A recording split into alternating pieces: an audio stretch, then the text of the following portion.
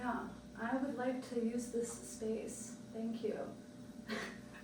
Okay, so this is going to be full body intermediate workout for some of my clients that can use this video as self-practice, and we're gonna see if the babies allow me to use my own space. Okay, up, vamos para allá, vamos para allá. And you go. Okay, first things first, all you need is one block for this, and so we'll start with all fours position. Block's gonna go between your knees this way.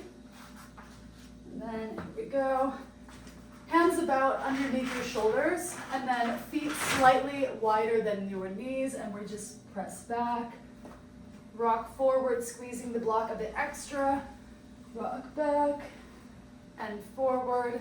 And this is for internal rotation of your thighs, so working on your internal rotation to mobilize the hips. And we'll do a total between 10 to 12. If you're getting really good stretch, obviously take it up to like 15 or 20. And then we will remove the block. Feet go the width of the mat or a little bit wider. It should feel pretty easy for right now, so we're not straining anything. Feet come a little bit together, but the toes aren't all the way touching. Same movement, press back, rock forward, press back, and rock forward. Kind of noticing where you feel the most sensation or the most stretch, any pain in your joints. And then after about 5 or 6, you can either widen your knees, bring them closer together, and adjust your feet so that you're feeling a nice sensation in your hip sockets. It's not compressing, bone on bone. It feels good. So make your adjustments for the last 6 or 7. Stretching the arms forward a little bit more, make the arms a bit more active. We've got 4, 3, 2, and 1. And then finally from here, we're gonna have the knees just about hip width apart and then into circles. So circling with your whole torso, shoulders to hips, around one way and around the other way. Noticing which side, of course, feels stickier, what feels jammed. Checking in with your wrists as well. So does it hurt to put weight on your wrists here? Is your neck aching? How can you make this feel more comfortable and fluid? Because again, we're not trying to work that hard yet. Around. And again, doing this at home between 8 each side, like 8 to 12. Of course, you can always pause the video and do more.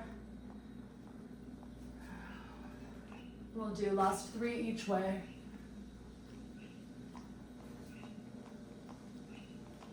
2, 2, and 1, 1. Now from here, I'm gonna lie down on the belly, and we'll start with a little bit of chest and full body mobilizing. I'm gonna have my head up so that you can hear me, but of course you can put your forehead on your hands like this to start the movements.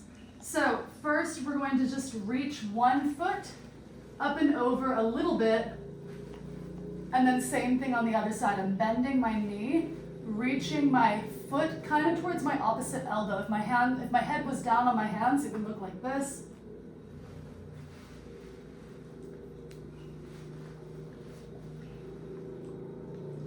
So you can see this is like a half or like a shorter version of the scorpion. The regular scorpion stretch for people who already know it. Arms out to either side, and I'm gonna really drive my foot either way, turning my head as well. If you are kind of rushing this, you'll notice you start to slide down on your mat, where all your body is moving, and so your goal is to kind of plant your chest, hands on the floor, and actively press in, like think about each rotation that you do. Making sure it's not hurting your knees or your chest or your shoulder. And again, this one we would want to do about 10 each way.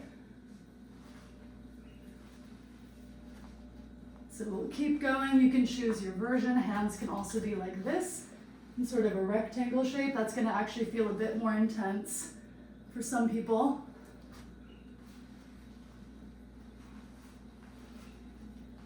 And we'll keep going. Let's do 3 more either side.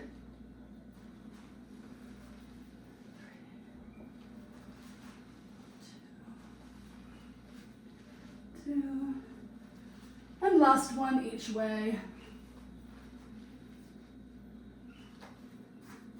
And then from here, I always like to put the hands underneath the shoulders. And again, you can press up or sit back if that felt intense for your lower back. Personally, I actually like to kind of press myself up, build off of the stretch that we were just doing. Again, if you have pain, do a child's pose, stretch out your lower back. And then from here, we'll get into a bit more of an intense hip stretch, finishing our mobility routine. So the intermediate or beginner version of this, actually I'll face this way. You're just gonna try to step your foot to the outside of your hand somewhere and then come back. Just step and go back. Notice how if again I do it quickly, I'm not really feeling much. From the side, yeah, if you're doing it quickly, look how my back rounds. So what we want to do here is you want to try to fix your spine, like pull your abs in a little bit, shift over, and then try to step your foot heel to toe, and then sit in the stretch.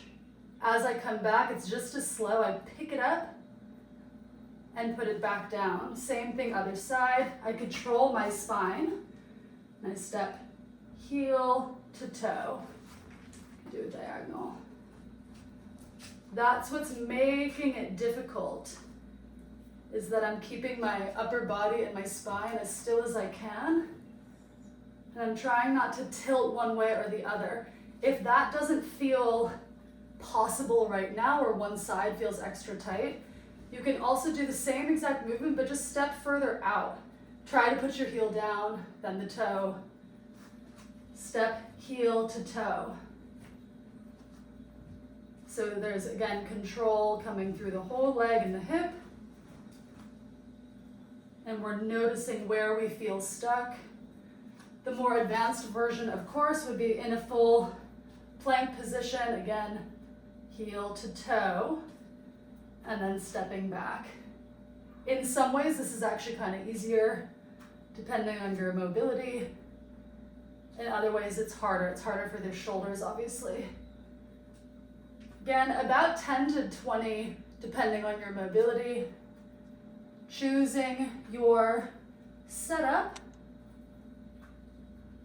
And then we will get into the rest of our abs and our Pilates warm-up.